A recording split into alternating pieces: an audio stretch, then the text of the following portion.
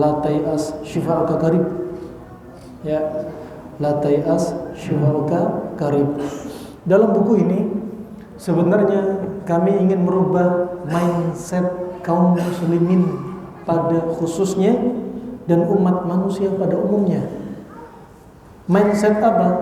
Mindset yang selama ini mereka yakini bahwasanya kesehatan menurut mereka ya baik dari sisi makan, olahraga, minum, istirahat menurut mereka sudah benar.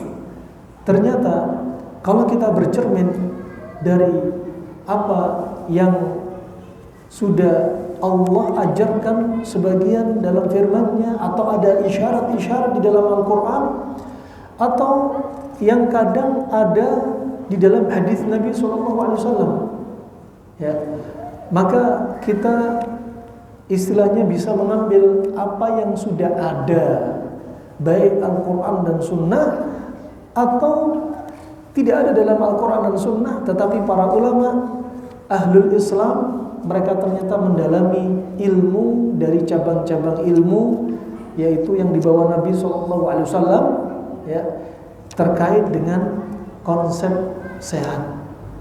Rahimakumullah, jangan bilang Islam ini gak membahas kesehatan. Jangan bilang Islam itu gak ngatur masalah atau urusan makanan kita. Ya, jangan bilang kita hidup di dunia begitu saja, yang penting ibadah, tapi kesehatan gak dijaga. Ini mindset yang perlu dibenarkan. Udah makan apa saja yang penting halal, yang penting makan gak berlebihan. Ternyata lebih dari itu. Islam sangat detail sekali, ya. Bahkan apa yang diajarkan Nabi, ya, terkadang kita dapati belum pernah disampaikan oleh nabi-nabi yang sebelum Nabi Muhammad SAW. Rahimakumullah jami'an. Tentunya apa yang datang dari Nabi SAW harus kita ambil, ya, harus kita contoh, ya, harus kita contoh. Jika itu benar-benar dari sunnah Nabi SAW, ya, kita apa? Sami'na wa ata'na. Sami'na wa ata'na. Nah, sebagaimana Allah Subhanahu wa taala telah berfirman, laqad kana lakum fi Rasulillahi uswatun hasanah liman kana yarjullaha wal yawmal akhir. Ya, dan sungguh telah Allah jadikan pada diri Rasulullah SAW uswah hasanah, yaitu contoh yang baik pada diri Rasulullah, contoh yang baik. Nah, bagi siapa? Ya, laqad kana lakum fi Rasulillahi uswatun hasanah liman kana. Bagi siapa? Yarjullah, mengharapkan perjumpaan dengan Allah, wal yawmal akhir, dan mengharap hari akhir. Ya, tentunya siapa mereka? Orang-orang yang beriman. Orang-orang yang beriman. Dan apa yang diajarkan Rasulullah dari uswah, ya, dari uswah yang Rasulullah ajarkan ini, kita harus ambil dari sisi apa? Di antaranya yaitu dalam urusan agama tentunya. Uswah dari urusan agama. Dan ternyata bukan hanya agama, ya, juga urusan dunia kita harus contoh Nabi SAW. Nabi SAW dalam urusan agama, dalam urusan dunia lebih-lebih, ya, Nabi SAW selalu di tengah.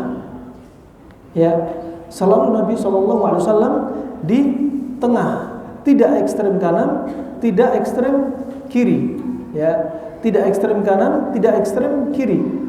Bainal ghali wal jafi, bainal ifrat wat tafrid, ya, bainal ghali wal jafi, bainal ifrat wat tafrid, wa khairul amri awsatuha. Demikian, enggak ekstrem kanan, enggak ekstrem kiri, ya. Juga apa di antaranya Rasulullah SAW, ya, kalau kita lihat, ya, beliau selalu berada di tengah. Beliau selalu ada di tengah, ya. Ada di tengah artinya apa? Untuk urusan agama enggak ekstrem kanan, urusan dunia juga enggak ekstrem kanan. Urusan agama nggak ekstrem kiri, urusan dunia juga nggak ekstrem kiri. Nah, wa ma atakumur rasulu fakhudhu wa ma nahakum anhu fantahu. Apa-apa yang datang dari Rasulullah SAW, ya ambil, dan apa yang dilarang Nabi SAW tinggalkan. Ya, ini asalnya tentang apa? Urusan dunia, urusan dunia. Akan tetapi kita lihat urusan agama. Akan tetapi urusan dunia ternyata apa? Kalau kita ambil apa yang Rasulullah ya contohkan, ya kita akan juga memperoleh faedah. Urusan agama asalnya apa? Wa ma atakumur rasulu fakhudhu wa ma nahakum anhu fantahu. Kalau ada perintah dari Rasul ambil, kalau yang dilarang dari Rasul tinggalin. Dan ahlu sunnah wal jamaah adalah orang yang pertama kali kalau diperintah Rasul mereka di garda terdepan. Kalau dilarang Rasul mereka di garda terdepan untuk meninggalkannya. Nah, ini apa? Orang yang termasuk ahbabul Mustafa. Ya. Orang yang termasuk apa? Pencinta Nabi SAW. Demikian. Kalau diperintah Rasul langsung diambil, kalau dilarang langsung ditinggalin. Nah, tidak basa-basi. Begitu pula ada ayatul mihna. Ayatul mihna sebagaimana disebutkan Allah Subhanahu wa taala dijuluki oleh para ulama, ya, ini ayatul mihna. Ayatul mihna adalah ayat untuk apa? Untuk ngetes keimanan seorang muslim. Untuk apa? Menguji coba keimanan seorang muslim. Bagaimana bunyi ayat tersebut? Sebagaimana Allah sampaikan dalam surat Ali Imran ayat 31. Allah telah berfirman, "Qul," ay katakan wahai Muhammad, "in kuntum tuhibbunallah," jikalau anda semua mencintai Allah. Ini perhatikan. Katakan wahai Muhammad kepada orang-orang di sekitar kamu, wahai Muhammad, jika kalian mencintai Allah, ini termasuk syarat. Jika kalian mencintai Allah, fa-nya ini apa? Berikutnya menunjukkan apa? Fa nanti menunjukkan setelahnya jawab syarat. Ya. Apa jawabannya? Fattabi'uni. Katakan, jika kalian mencintai Allah, apa kata Rasulullah? Apa kata Allah terkait Rasulullah? Fattabi'uni, ikutilah aku. Ini perintah Allah kepada Nabi Muhammad untuk menyampaikan kepada umatnya, wahai umatku, jikalau kalian mencintai Allah, ikutilah aku. Ikuti siapa? Nabi Muhammad. Ikutilah Nabi Muhammad artinya apa? Ikuti apa yang datang dari Nabi Muhammad dan tinggalkan apa yang enggak Nabi Muhammad ajarkan. Ini konsekuensinya. Ya, fattabi'uni yuhibbukumullah. Kalau kalian sudah mengikuti aku, apa berikutnya yang akan Anda dapat? Kata Rasulullah, disebutkan firman Allah di sini, ya, sebutkan kisahnya apa? Yuhibbukumullah. Allah akan mencintai Anda. Subhanallah. Ini resiko. Kalau kita, resiko dari sisi apa? Sisi positifnya, yaitu hasil yang kita dapat. Kalau kita mengikuti Nabi Muhammad, kita akan dicintai Allah Subhanahu wa taala. Masih yang berikutnya, wa yaghfir lakum dzunubakum. Yang kedua, dan Allah akan ampuni dosa-dosa Anda semua. Ya, wallahu ghafurur rahim. Dan Allah adalah Maha Pengampun lagi Maha Penyayang. Selalu di akhir ayat itu biasanya kalau disebutkan Allah Maha, itu enggak lepas dari apa? Ayat yang awal ayat. Karena ada lafaz Allah mengampuni dosa, berarti yang belakang itu cocok. Wallahu ghafurur rahim. Ya. Ini rahimahullah jami'an. Maka katakan, ya, kalau betul-betul Anda cinta sama Allah, Anda harus ikuti Nabi. apa yang Nabi perintah ambil, apa yang Nabi larang tinggalkan, apa yang Nabi nggak ajarkan jangan dilakukan. Ini baru dikatakan Anda ahbabul Mustafa, dan Anda baru benar cintanya Anda kepada Allah dengan dibuktikan apa? Anda cinta dengan apa yang datang dari Nabi Muhammad SAW, dan Anda tidak mengamalkan apa yang datang dari yang dilarang oleh Nabi SAW atau tidak Nabi ajarkan. Nih, rahimahullah. Subhanallah, para sahabat radhiyallahu anhum ajma'in, mereka ini ya mengikuti Nabi Muhammad dalam urusan agama juga urusan dunianya. Contoh, ya kalau urusan agama kita nggak bahas di sini karena mereka apa? Mereka selalu terdepan mengikuti Nabi SAW. Terkait dengan dunia, ternyata para sahabat juga demikian. Di antaranya Anas bin Malik dan Abdullah bin Umar. Melihat Nabi SAW datang dalam wafat, Nabi dihidangkan apa? Ata bin Nabi SAW ad-dubba wal qadid.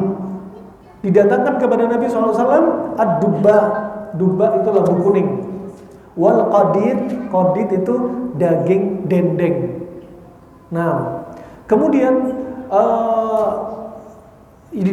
Anas bin Malik melihat Rasulullah apa?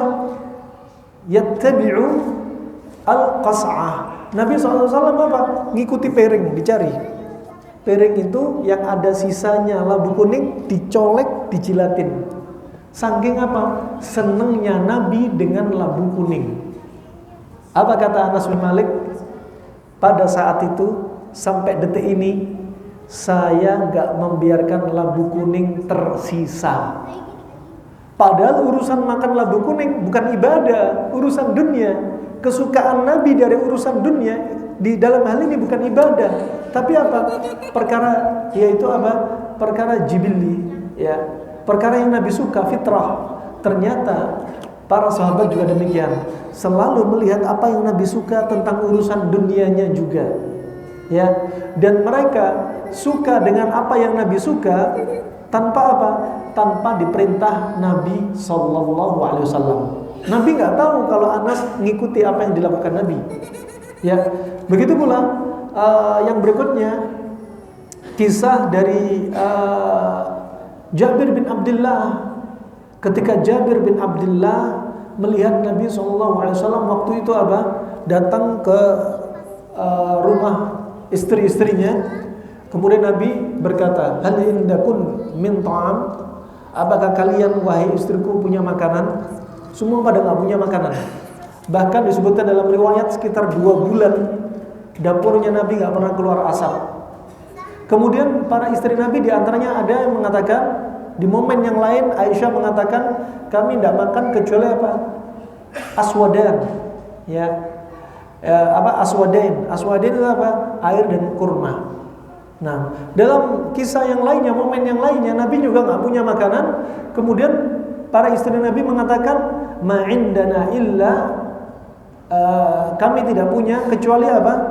Kecuali beberapa potong khubz, roti. Ya, beberapa potong roti. Ya, illa min falakil khubz, kecuali beberapa potong roti. Yang roti di zaman Nabi seringnya roti dibuat dari gandum. Kemudian Nabi minta cuka. Nabi minta cuka. Ya, dan ini bukan sekali, 2 kali, sering dilakukan Nabi. Begitu pula labu kuning, sering dilakukan Nabi. Kemudian kata Jabir bin Abdullah, setelah itu saya ikut suka makan cuka. Padahal nggak diperintah oleh Nabi SAW.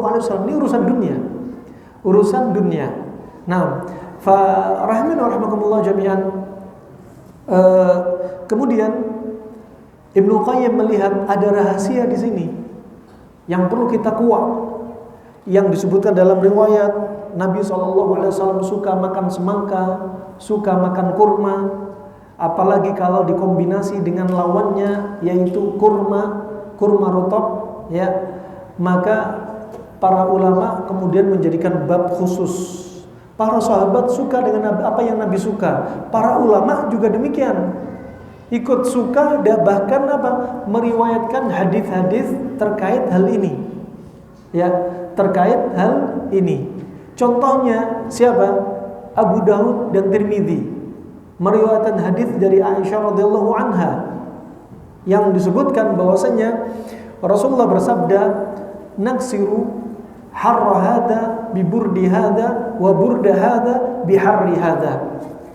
Kita hancurkan, kita netralkan panasnya kurma rutab dengan dinginnya semangka, dan dinginnya semangka dengan panasnya kurma rutab.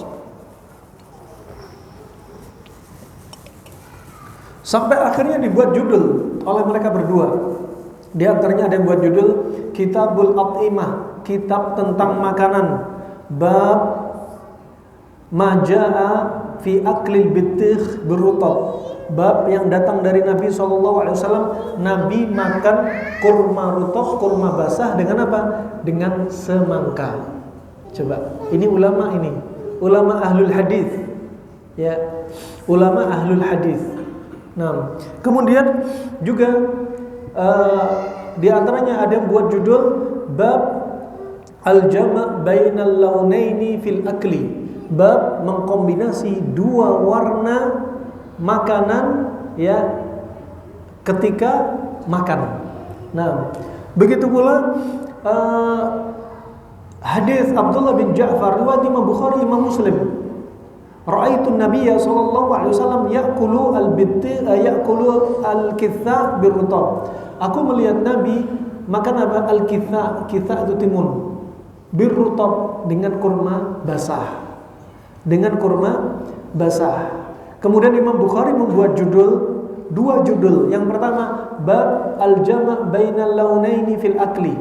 Bab yang lainnya Kitabul At'imah, kitab tentang makanan, bab al-jama' bainal launaini fil akli bimarrah, bab mengkombinasi dua sifat makanan sekaligus. Ini termasuk apa? Para ulama faham. Judul ini menunjukkan apa? Fakihnya mereka dari hadis yang disampaikan Nabi SAW. Ya, para ulama tidak malu untuk membuat bab judul tentang makanan. Makanya kalau ada yang bilang, ngapain sih kajian Tibbun Nabawi? Mau diajari bikin resep, mau bikin sehat terus, mau ngobatin orang, ya. Bukan hanya itu saja, ya. Masalah Tibbun Nabawi juga akidah diajarkan, bahasa Arab ada, fikih ada, semuanya ada juga di situ dalam Tibbun Nabawi. Dan dalam hal ini ulama nggak malu-malu. Siapa mereka? Imam Bukhari, Abu Daud, Tirmidzi, Ibnu Majah, Imam Muslim, ya, mereka menyebutkan hadis tentang makanan seperti ini, ya, juga As-Suyuti, juga Al-Hafidz Al-Mustaghfiri, juga Abu Husain Al-Baghdadi, juga Ar-Razi dan lain sebagainya. Subhanallah, nyebutkan apa? Ya, nyebutkan tentang makanan, nggak malu-malu. Nah, bab tentang makanan menunjukkan apa? Islam dan ahlul Islam perhatian dengan kesehatan. Makanan gak bisa dientengin, ya, makanan gak bisa dientengin. Nah, mereka membuat judul gak malu-malu. Judul Nabi makan timun sama kurma. Oh, kok ngapain sih kajian bahas makanan? Ya, masih tajwid belum becus kajian ini. Ya, didatangin semua ilmu, silakan. Mau ilmu tahsin, akidah, mau Tibbun Nabawi, silakan datangin. Nah, fa ini rahmanakumullah, ulama enggak malu. Allah saja lebih-lebih enggak malu. Ya, Allah berfirman, "Innallaha la yastahi ay yadhriba mathalan ma ba'udatan fama fawqaha." Sesungguhnya Allah menciptakan, ya, lalat ini enggak malu. Hanya seekor lalat yang diciptakan oleh Allah Subhanahu wa taala. Allah enggak malu. Fama fauqaha, di atas lalat pun seperti apa? Kecoa, cicak, tikus, ya, kelabang, ya, dan lain sebagainya, lalat, ya. Allah enggak malu menciptakan lalat, Allah enggak malu. Fama fauqaha, di atas lalat Allah juga enggak malu. Kenapa? Ketika Allah kasih permisalan dengan sesuatu yang hina, sesuatu yang remeh, justru menunjukkan apa? Lemahnya kita. Yang remeh saja kita nggak bisa nyiptakan, apalagi nyiptakan manusia, apalagi nyiptakan makhluk hidup. Ya, tentunya kita makhluk hidup yang lebih besar, lebih nggak mampu. Lalat saja yang hina, ya, nggak bisa kita ciptakan. Nyamuk saja nggak bisa. mau nyiptakan nyamuk sekecil itu pakai baterainya ditaruh di mana? Sebesar apa baterai litiumnya? Ngecasnya kabelnya kayak apa? Butuh berapa menit ngecas sekecil itu? Coba. Nah, fahimi rahmatullah apa? Enggak malu. Termasuk para ulama enggak malu menyampaikan urusan makanan. Kenapa? Karena di situ ternyata ada rahasia. Bahkan ternyata urusan makanan ini urusan yang apa? Urusan yang nggak bisa diremehkan. Ya, dua hal yang menyebabkan manusia itu sakit, mayoritas manusia sakit dan meninggal. Dua hal ini mayoritas meninggal karena ini faktor terbesarnya dua hal. Dua hal ini dari apa? Dari kasus medis dan non medis. Dari kasus medis dibagi menjadi dua, fisik dan psikis. Ini yang penyebab apa? Banyak manusia meninggal. Dari sisi fisik, faktor dari luar diantaranya apa? Yaitu faktor terkait makanan. Berapa banyak orang sakit dan meninggal karena makanan? Orang sakit dan meninggal karena makanan. Stroke karena makanan, kanker karena makanan. Ya, TBC juga ternyata nggak terlepas dari makanan. COVID ternyata nggak lepas dari ambilnya makanan. Coba, semakin tubuh kita lembab, semakin apa? Tubuh kita semakin menjadi dekatnya sebagai media virus dan bakteri. Oh, ini subhanallah kalau dibahas sangat dalam sekali. Itu faktor dari luar, faktor dari dalam psikis. Ya, banyak orang yang meninggal karena psikis. Banyak orang yang stres, depresi, ya, gampang marah, ya, dan lain sebagainya. Ternyata apa? Faktor pencetus atau faktor pemicu dari kanker. Ya. Orang kena tiroid, gondok, ternyata apa? Di antara mereka apa? Sulit menahan amarah. Ya, bukan hanya kurang apa? Kurang garam beriodium, bukan hanya itu saja. Ternyata psikis juga bisa bikin mayoritas gondok. Mayoritas gondok penderitanya siapa? Jenis kelamin wanita. Kenapa? Kaum wanita paling susah untuk menahan amarah. Kaum wanita, subhanallah, dia nyimpen masalah dan lain sebagainya. Dan subhanallah pengaruh. Mereka yang sedih, gampang marah, ternyata berdampak kepada fisik dan kesehatan. Subhanallah. Ini faktor medis, fisik dan psikis. Adapun faktor non medis, faktor yang kedua ini adalah disebutkan Nabi SAW mayoritas banyak orang meninggal. Kalau faktor tadi medis disebutkan dari zaman Hippocrates, kedokteran Yunani, 200 tahun sebelum Nabi Isa lahir, dia sudah menyampaikan bahwasanya apa? Penyakit itu berasal dari makanan. Ya, Al-Harith bin Kaldah juga demikian, dokter yang hidup di zaman Nabi. Ada 3 dokter dari kalangan sahabat yang hidup di zaman Nabi. Di antaranya siapa? Yaitu Al-Harith bin Kaldah. Kemudian apa? Yang kedua adalah Ibnu Abi Ramthah. Yang ketiga adalah Asy-Syamardal. Ya, 3 orang ini, yang 2 ini dari Arab, yang 1 dari Nigeria. Hidup di zaman Nabi. Jadi kalau Anda katakan bapak kedokteran Islam bukan Ibnu Sina. Ini ada 3 dokter hidup di zaman Nabi. Ya. Setelah itu Imam Syafi'i juga termasuk ulama yang jago dalam ilmu kedokteran. Sampai kalau setelah sholat fajar banyak para dokter berkumpul dari penjuru dunia minta fatwa kepada Imam Syafi'i tentang apa? Ilmu kedokteran. Kemudian setelah Imam Syafi'i juga ada ya Abu Bakar Ar-Razi, ulama yang lahir tahun 251 Hijriah dan meninggal sebelum Ibnu Sina lahir, 60 tahun sebelum Ibnu Sina lahir. Berarti bapak kedokteran Islam bukan Ibnu Sina. Nah, ini harus diluruskan. Nah, juga banyak sekali setelahnya mereka mendalami ilmu pengobatan. Bahwasanya apa? Islam peduli dengan kesehatan. Kalau dari hadis, dari ayat banyak sekali. Kalau penjelasan para ulama lebih banyak lagi. Ya, bagaimana Islam enggak peduli dengan kesehatan? Dari Al-Qur'an sudah mengingatkan agar kita enggak jatuh dalam sakit, agar kita enggak terdampak penyakit. Disebutkan Al-Qur'an menyebutkan firman Allah walladzina kafaru yatamatta'una wa ya'kuluna kama ta'kulul an'am. Dan mereka orang-orang yang tidak beriman kalau makan merasakan lezatnya makanan seperti binatang ternak. Umat Islam kalau makan jangan kayak binatang ternak.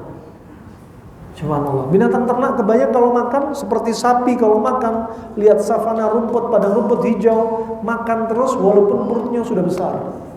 Ngunyah terus. Maka umat Islam jangan seperti ini.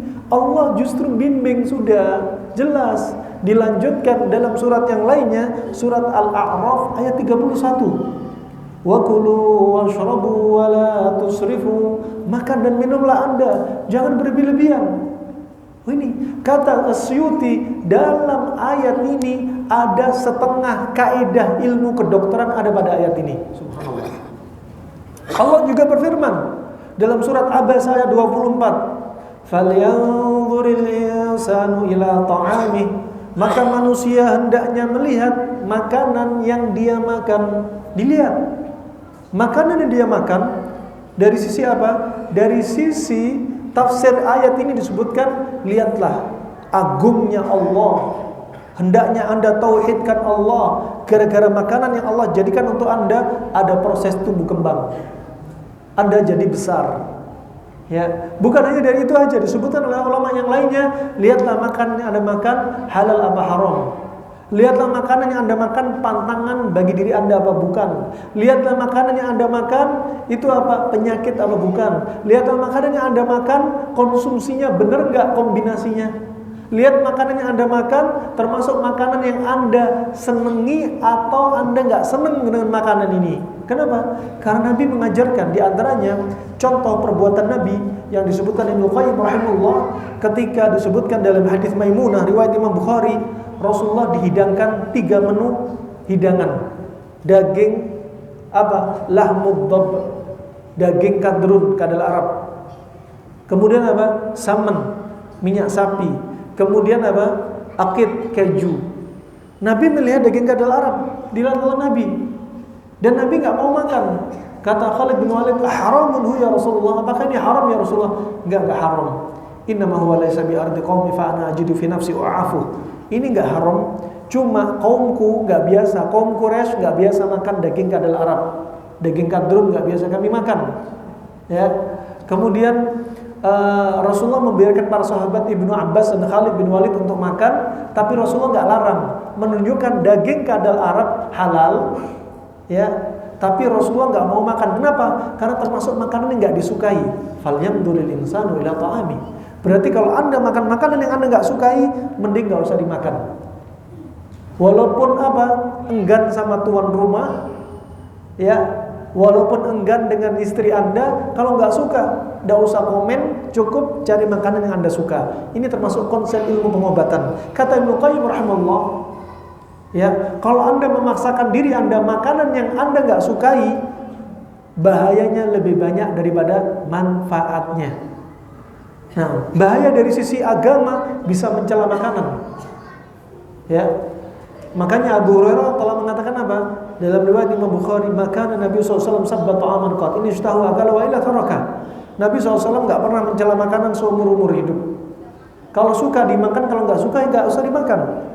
Nah, dari sisi dunia, kalau dia memaksakan makanan yang dia nggak suka, bisa diare, bisa alergi, bisa demam, bisa pusing, bisa mual, bisa muntah. Berarti apa?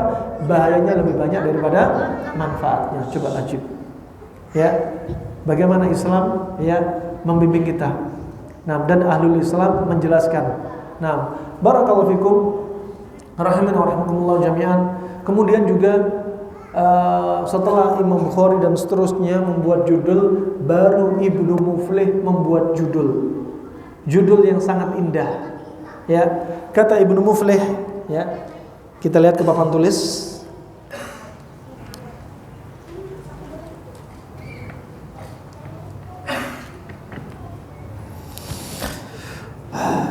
Ibnu Muflih membuat judul dalam kitabnya Al-Adab Asy-Syar'iyyah. Kata beliau,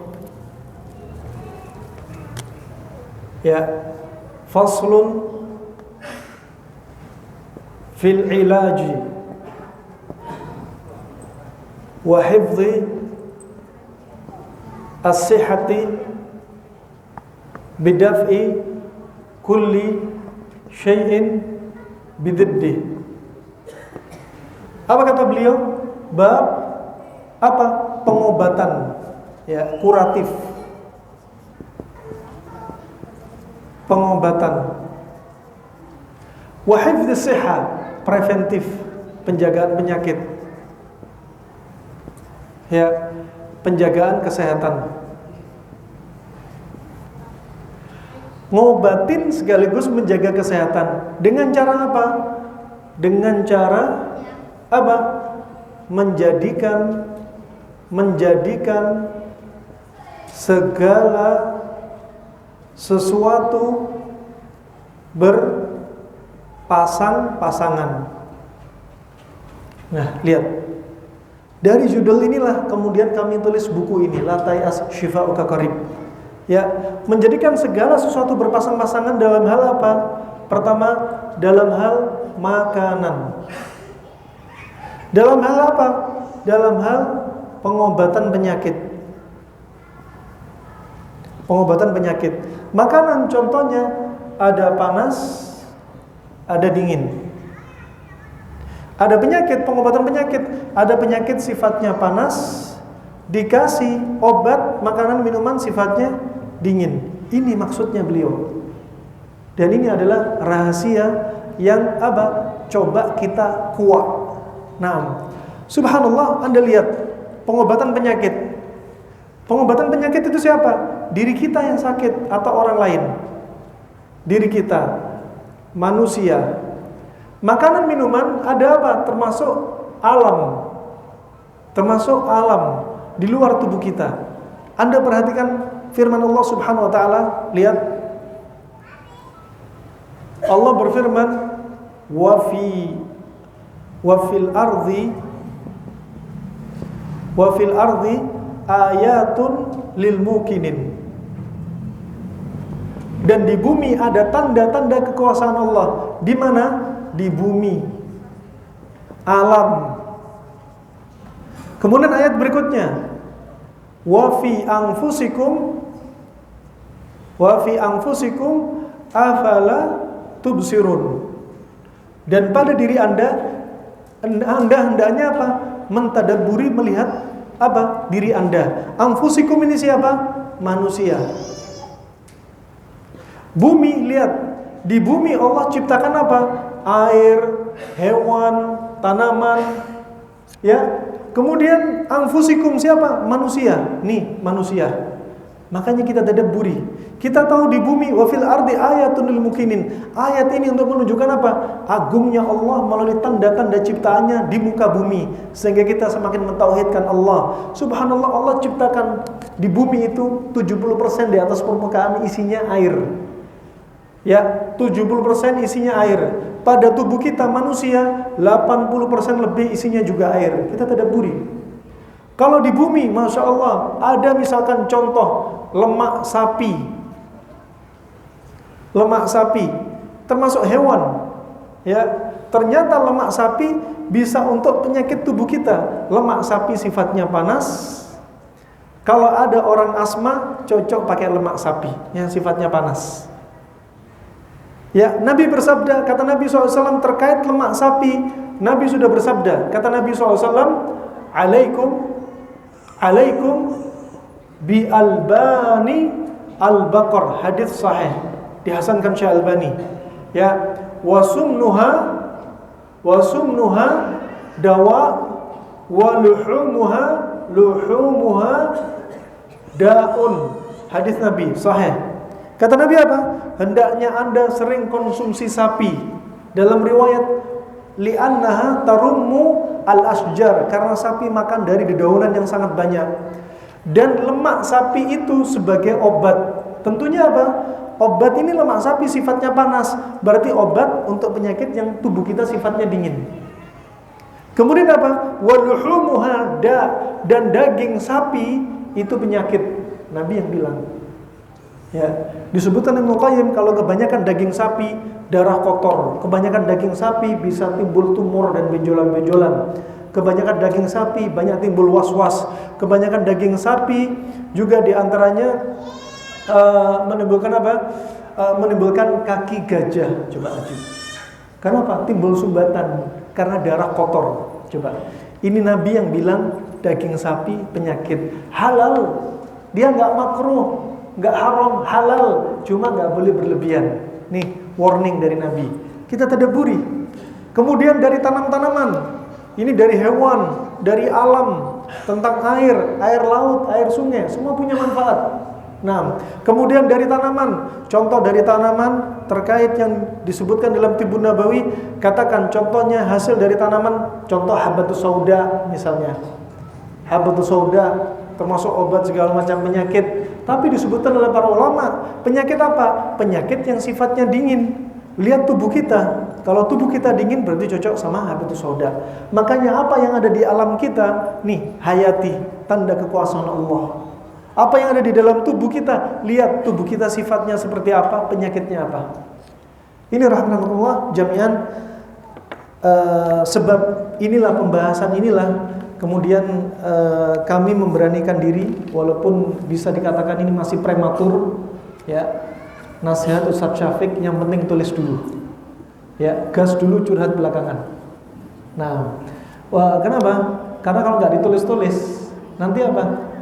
Nggak terwujud buku.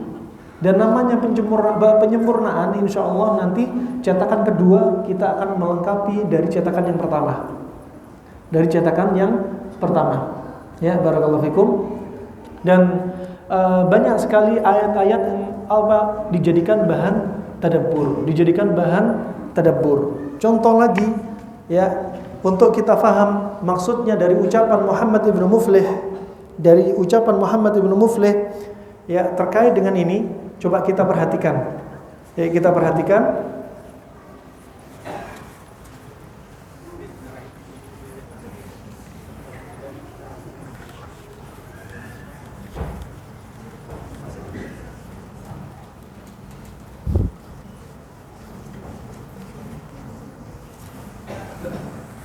Tadi disebutkan segala sesuatu jadikan berpasang-pasangan.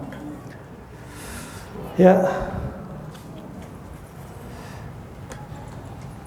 Kalau Bapak kedokteran Yunani mengatakan jadikan makanan Anda sebagai obat dan obat Anda adalah makanan itu sendiri.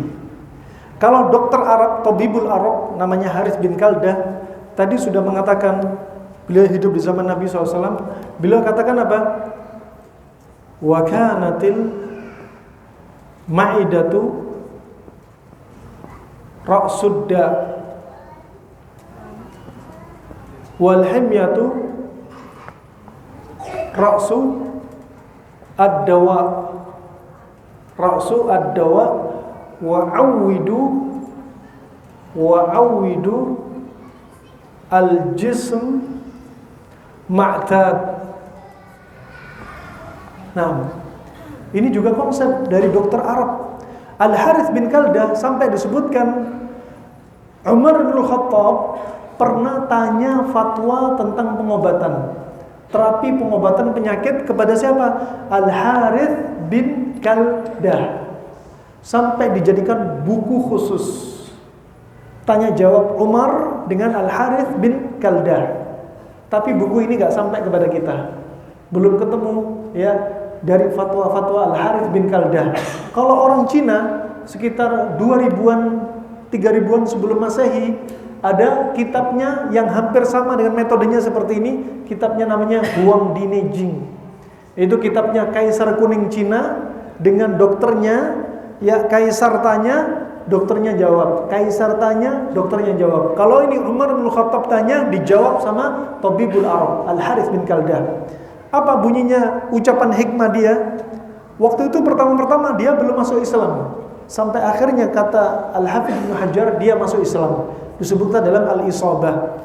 Wa kanatil ma'idatu ra'sudda, dan adalah perut itu sarangnya penyakit. Dan menjaga pola makan itu adalah inti dari pengobatan penyakit. Maka kembalikanlah tubuh pada kondisi asalnya. Kita lihat kondisi asalnya. Ya, pulpennya ada lagi. Kondisi asalnya kita itu sehat walafiat. Sampai nanti di yaumul qiyamah kita akan ditanya. Pertanyaan di yaumul qiyamah di padang mahsyar, masing-masing kita akan ditanya. Dalam hadis ini, alam nusihha laka jismak, ya, alam nusihha laka jismak, bukankah kami telah jadikan pada dirimu tubuh yang sehat? Asalnya kita itu sehat. Asalnya kita sehat. Makanya wa'awidu al-jism ma'tad. Ma'tad di sini yaitu apa? Asal mula. Asal mula kita sehat. Inilah maksudnya ucapan ini. Makanya menjaga pola makan penting. Kalau rata-rata penyakit 90% penyakit karena makanan, berarti obatnya juga kembali kepada makanan. Sampai dalam kitab Huang Dinejing juga, kitab Cina, disebutkan penyakit yang sulit diobati kembalinya hanya kepada pola makan. Itu di zaman silam. Zaman sekarang lebih-lebih makan minuman instan, perut gak ada kosong-kosongnya, makan terus, ngemil terus, minum terus, ya. Maka obat perut kita sama, udah perbaiki pola makan. Karena mayoritas penyebab penyakit makanan, ya obati pola makan dengan pola makan. Obati dengan pola makan. Contoh, ya. Kalau Anda sedang dalam keadaan sakit, contoh ya, Anda kebanyakan panas, ketemu panas konsumsinya. Contoh panas ketemu panas, contoh, ini bukan haram, bukan makruh, boleh. Cuma kalau berlebihan, apa? Kata Muhammad ibn Muflih, kalau Anda berlebihan konsumsi makanan satu jenis, hukumnya bisa makruh. Ini Muhammad ibn Muflih. Adapun yang lainnya, kami belum dapati di antaranya selain Muhammad bin Muflih, ya. Apalagi ustaz-ustaz zaman sekarang, kita semua nggak akan ada yang mengatakan makan nasi sama ayam hukumnya makruh, nggak akan ada. Ya, ngomong kayak gitu ditahdir sama ustaz yang lainnya nanti. Nah, ini halal kok. Ayo, semua halal. Cuma Muhammad bin Muflih di antaranya yang sementara ini kami dapati ucapan dia, kalau panas ketemu panas terlalu sering hukumnya makruh. Karena asal hukumnya mubah. Tapi mubah kalau melewati batas bisa menjadi makruh. Itu konsep yang dia pegang. Orang yang bilang makruh pasti dia punya landasan, dalil, landasan penelitian, tajrubah. Panas ketemu panas akan membuat tubuh tabiatnya panas. Sehingga apa? Akan muncul juga penyakit panas. Penyakit lambung contohnya, orang sakit mah itu ada dua, lambung panas, lambung dingin. Kalau ada orang sakit mah, belum tentu dia sembuh pakai temulawak. Semuanya sama pakai temulawak, semuanya sama pakai timun misalnya. Belum tentu. Kalau Anda ketemu, sering ada orang suka makan panas ketemu panas, atau hobinya makan sifatnya panas ketemu panas, maka lambung dia akan bersifat apa kira-kira? Panas. Ibu-ibu apa suka makan cabai, ya, suka makan sate kambing, kemungkinan lambungnya sifatnya panas. Lambungnya kemungkinan sifatnya panas. Kalau panas ketemu panas berlebihan, panasnya berlebihan, ya, disebutkan Hippocrates, panas ketemu panas berlebihan maka akan membatu. Di antaranya apa? Makanya orang banyak makan cabai, makan jahe, makan daging kambing. Ya, terutama di Idul Adha akan Anda dapati kasus nomor 1 apa selain darah tinggi, kencing batu atau nefrolitiasis. Kenapa? Karena banyak panas ketemu panas berlebihan. Itu contoh. Kalau kemudian apa? Panas ketemu panas akan muncul apa? Penyakit atau masalah kesehatan yang sifatnya panas. Ya. Kalau ketemu panas kayak gini, makanya apa? Wa'awidu al-jism ma'tad. Kalau sudah keluar dari normal, maka kembalikan pada apa? Ma'tad. Kalau sudah kayak gini, dikasih apa? Dikasih pendingin. Herbalnya berarti apa? Dingin. Kalau ada herbal panas, didinginkan dengan air. Contoh, batu ginjal bisa hancur dengan habatus sauda. Padahal habatus sauda panas. Tapi kalau direbus bisa menghancurkan batu ginjal. Kata Ibnu Qayyim, batu ginjal bisa cukup pakai madu, habatus sauda, air, sudah bisa memecahkan batu ginjal. Padahal panas, tapi karena ada airnya. Ya, subhanallah juga bisa pakai Kalau yang pendingin-pendingin yang lainnya, bisa kumis kucing, ya, keji belik, itu termasuk dingin. Ternyata bermanfaat untuk memecahkan batu ginjal. Biar apa? Kembali ke apa? Ma'tad. Nah, itu. Kemudian mereka mentadaburi sabda Nabi SAW. Fa innama syiddatul harri min fayhi al-jahannam. Min fayhi al-jahannam. Ya. Karena panas yang berlebihan itu dari apa? Dari hembusan jahanam. Mereka mentadaburi apa? Panas berlebihan. Kalau panas ketemu panas.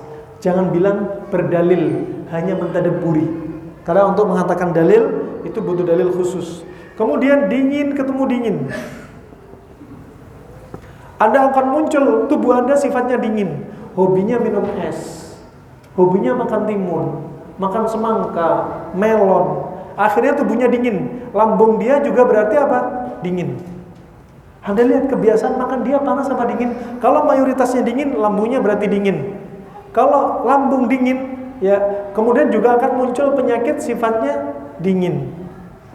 Ya, katakan kalau sini panas, lambungnya panas, berarti apa? Cari pendingin. Contohnya apa? Timun, semangka, cukup sebagai herbal. Temulawak, herbalnya sakit mah pada lambung panas.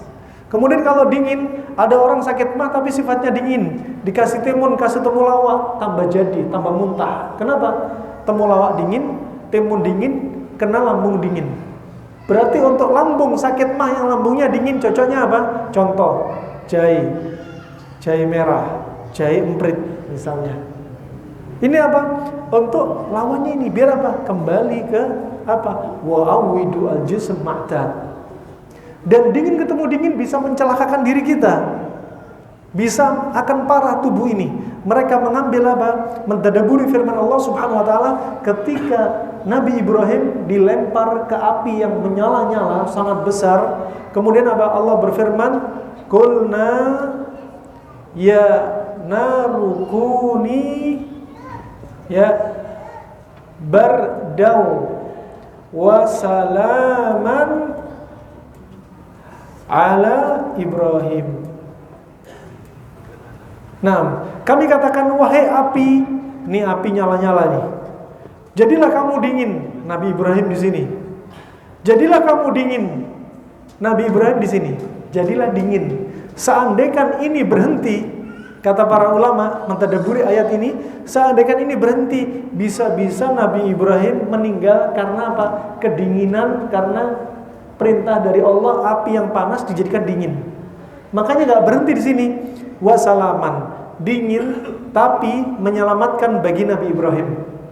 Di sini mereka menjadikan apa? Bahan tadabbur. Kalau tubuh kita sering kedinginan, nih akan celaka, malapetaka, penyakit tadi.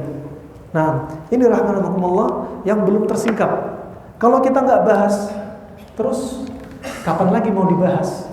Kitab Tibbun Nabawi banyak. Belum ada ustadz yang apa? Konsen ke kitab tersebut. Ya, Tibbun Nabawi ini tidak keluar dari lisannya Nabi. Saya punya Tibbun Nabawi. Nabi nggak bilang gitu. Ya, Tibbun Nabawi baru dibuat, di antaranya pertama kitab Tibbun Nabawi di antaranya oleh Abu Bakar Ar-Razi. Judulnya kitab Tibbun Nabawi. Di zaman Nabi nggak bilang, cuma Nabi menyampaikan hadis, ayat, tetapi ayat dan hadis ini dimasukkan dalam Tibbun Nabawi sama para ulama setelahnya. Imam Bukhari meriwayatkan sekitar 120 hadis tentang ilmu pengobatan. Imam Bukhari. Belum lagi Ibnu Qayyim, sebelumnya tahun 200-an Hijriah, Abu Bakar Ar-Razi. Begitu pula Abu Lusan Al-Baghdadi, ya. Wah, subhanallah, Muhammad bin Muflih. Kemudian Al-Hafidz Ibnu Hajar, juga As-Suyuti, juga banyak sekali yang menyusul berikutnya saling melengkapi tentang kitab Tibbun Nabawi. Kitab banyak, dan ini termasuk apa? Khazanah ilmu pengobatan kesehatan. Khazanah. Kita harusnya bangga dong punya ilmu kayak gini. Ya, umat Islam berapa banyak kitab-kitab umat Islam tentang Tibbun Nabawi sudah diterjemahkan dalam 30 bahasa. Negeri kita bahasa Indonesia nggak ada yang nerjemahin satupun. Coba. Ini subhanallah bahasa Inggris, ya, kemudian apa, Prancis, ya, Cina juga nerjemahin, ya, India nerjemahin, lah kita orang Indonesia belum nerjemahin. Nah, ada baru mau bahas Tibun Nabawi sudah dibilang ngapain sih, belajar yang lainnya aja. Nah, baru mau terjemahin dibilang, wah ini maliran menyimpang lagi ini, nggak ada dalam sunnah seperti ini. Padahal nih ulama-ulama ahli sunnah yang nulis. Nah, rahimakumullah jami'an. Sekali lagi ya, jangan lihat Tibun Nabawi sebelah mata. Ya, ini ilmu sangat penting. Sampai Imam Nawawi disebutkan Harmalah dalam adab Asy-Syafi'i. Kata Imam Nawawi, kata Harmalah apa? Wa kana Syafi'i yatalahaf mimma dhayya'al muslimun minat tibb. Dahulu Imam Syafi'i sangat sedih dengan kaum muslimin yang menyia-nyiakan ilmu pengobatan. Kemudian Imam Syafi'i berkata sendiri, wa huwa thuluthul ilm. Padahal ilmu pengobatan ini sepertiga dari ilmu. Wa waqallu ilal yahudi wan nasara, dan kaum muslimin pada saat itu menyandarkan ilmu pengobatan kepada Yahudi dan Nasara. Nah, padahal ini Masya Allah konsep di musim pandemi. Nabi ada hadisnya. Di antara hadis Nabi SAW, ya,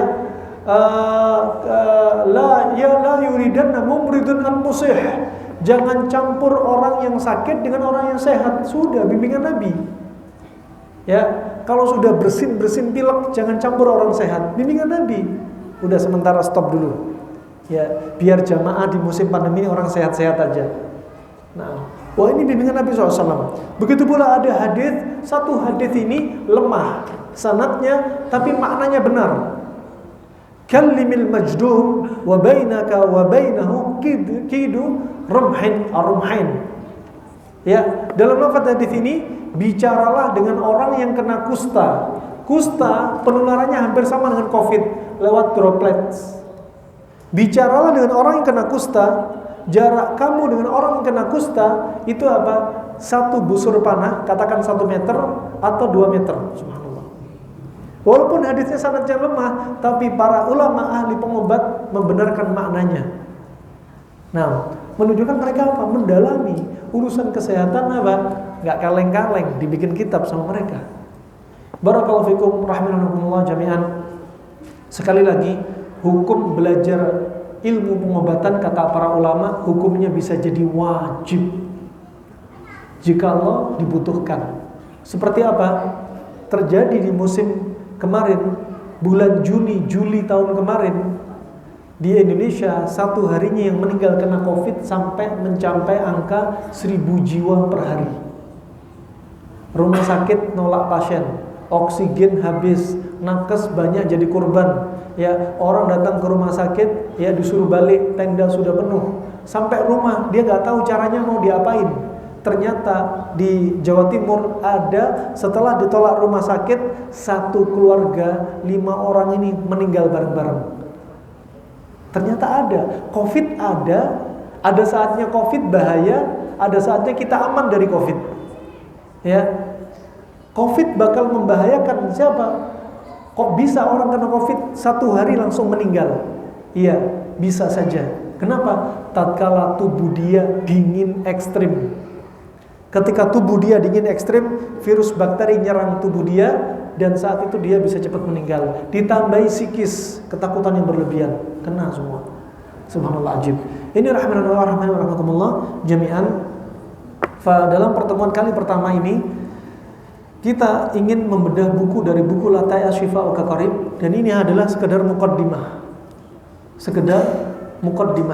Ya, bahwasanya Islam sebenarnya perhatian. Bagaimana enggak perhatian? Ayat banyak menunjukkan. Kita diajarin tentang wudu, diperintah tentang wudu, didetailkan dalam hadis bagaimana wudu, saling melengkapi antara ayat dengan hadis. Ya, di musim pandemi kemarin, Masya Allah, ternyata ya wudu punya peran. Ya, ketika kita membersihkan hidung, istinsyak dan istinthar. Ketika kita membersihkan telinga dari kotoran-kotoran. Ketika kita membersihkan rambut kita dengan basuhan kepala kita, tangan kita dicuci sebelum wudu, kaki dibersihkan. Masya Allah. Ya, begitu pula ketika Nabi SAW mengajarkan, Ya, ketika ada lalat saja, lalat masuk bejana dibahas sama Islam. Ya, idza waqa'ad dzubab, kalau ada seekor lalat masuk ke bejana Anda, maka cepat celupkan. Bukan celupkanlah, cepat celupkan. Ya, kemudian cepat buang. Karena satu sayap itu bawa penyakit, satu sayap bawa obat. Jadi satu sayap kalau masuk, cepat dicelupkan biar nggak nyebar kemana-mana, nggak jauh-jauh. Ya, biar masih di permukaan dan belum nyebar. Cepat dicelupkan, satunya apa? Mengeluarkan penetralnya. Subhanallah ajib. Inilah umumnya. Begitu pula ketika ada anjing yang menjilat bejana air, ada caranya. Cuci 7 kali, awalnya atau akhirnya dengan tanah kering. Itu semua ada apa? Bimbingan dari Nabi SAW. Ketika ada orang nyeri pinggang, dikasih ekor kambing. Nah, kalau bukan karena hadis Nabi SAW, para ahli laborat, para dokter gak akan meneliti sayap lalat, gak akan meneliti apa di balik ekor kambing, gak akan meneliti bagaimana dengan bahaya jilatan anjing di bejana. Nah, ini semua apa? Menunjukkan Islam sangat perhatian dengan kesehatan. Sekali lagi, buku ini kami bahas, kami tulis di musim pandemi.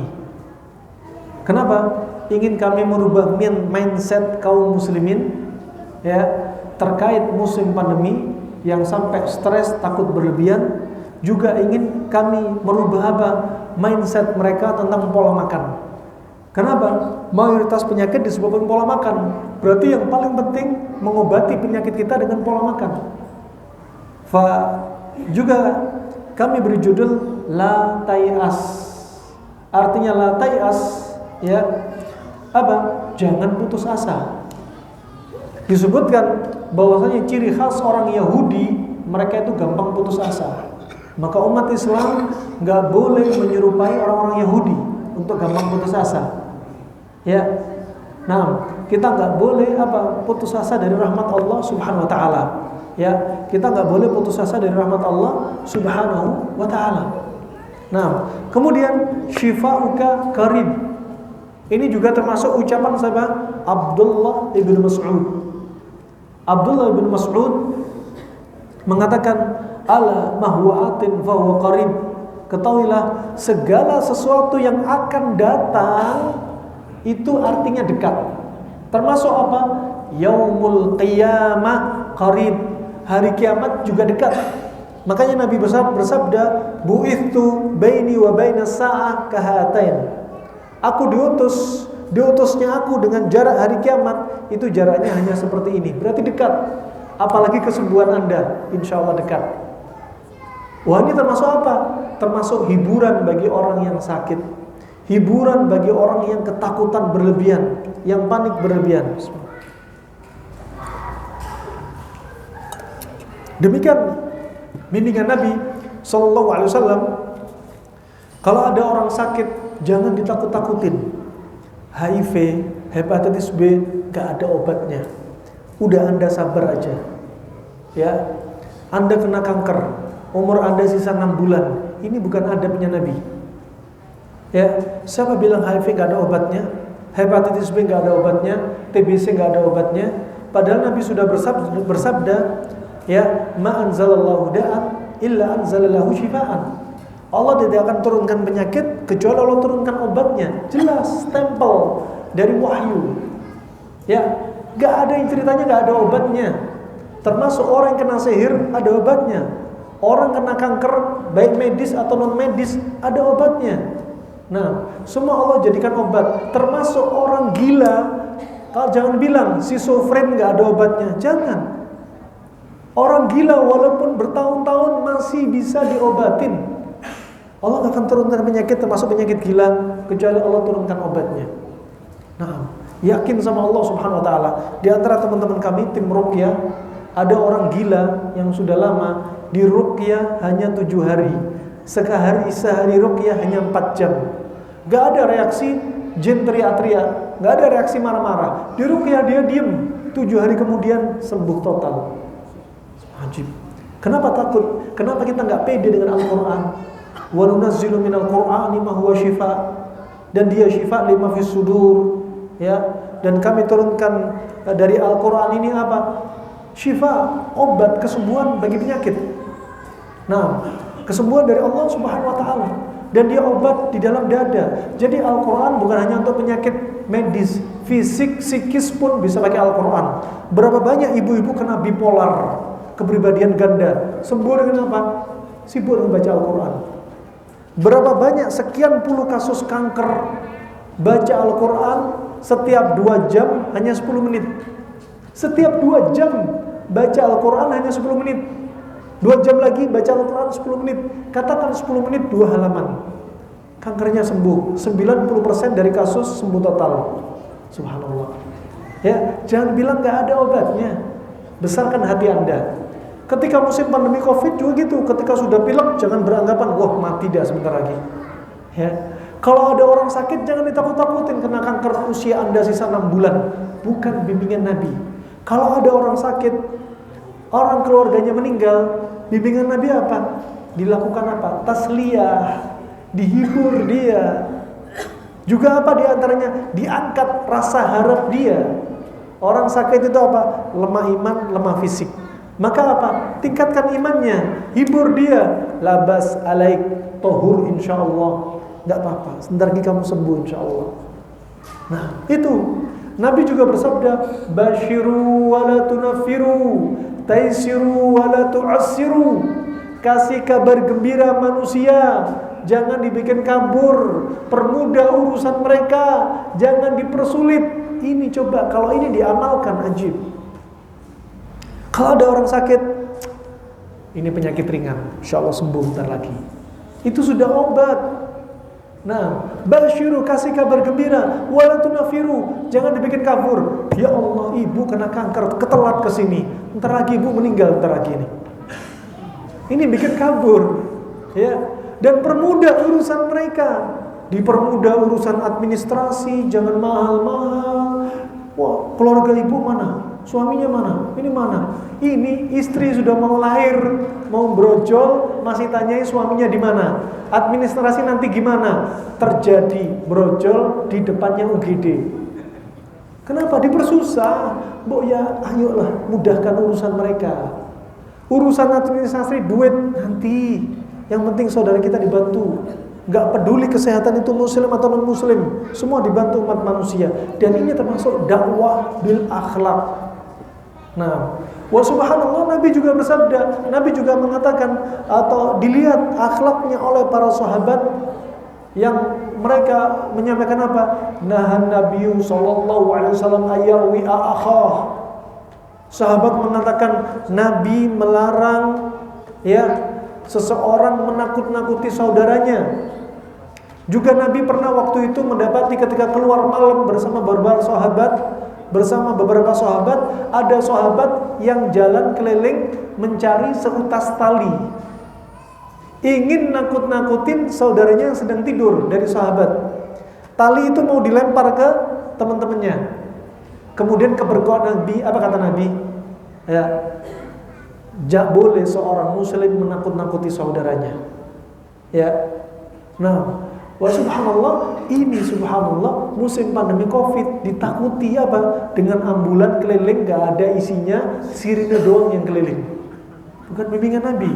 Di pojok-pojok alun-alun dipasang peti mati, ada pocongan, kalau Anda gak pakai masker akan seperti dia. Gak boleh, bukan demikian. Ya, dikasih apa? Support kaum muslimin biar apa? Kuat, rasa harapnya kuat. Coba di musim pandemi kasus nomor 1 terbesar ya. Kalau antum lihat kasusnya apa?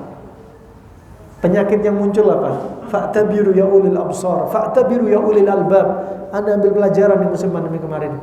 Nomor 1 penyakit terbanyak apa di musim pandemi?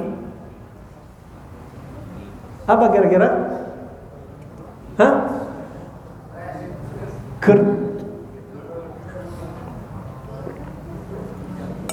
Sudah takut mati, panik, mahnya kambuh, sesek, jantung berdebar. Coba, ini terjadi rahmatullah jami'an. Ya, makanya sengaja kami tulis ini, jangan putus asa, kesembuhan Anda sebentar lagi dekat. Ya.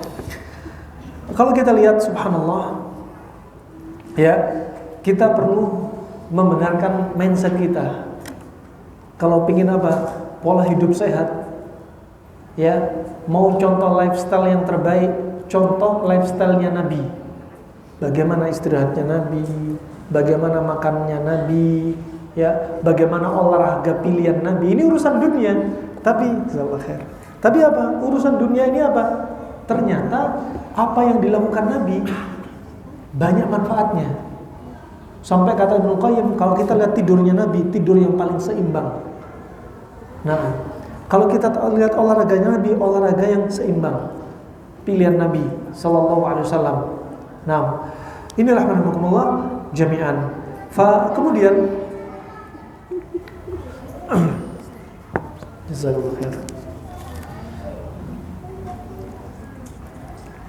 Nabi SAW juga menyebutkan dalam sekian banyak ayat, sekian banyak hadis dan juga ayat bahwasanya apa?